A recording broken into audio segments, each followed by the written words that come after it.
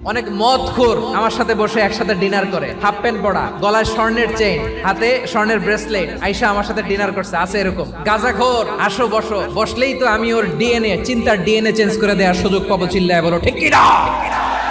আমার অনেক হিন্দু পরিচিত ভাই আছে, ওরা আমাদের ইফতারির প্রোগ্রামে এসে একসাথে ইফতারি করে। বিশ্বনবী ইহুদির বাড়িতে গেলেন, আর আমার মুসলমান ভাই আমার কাফের বলে। এরকম আছে না নাই?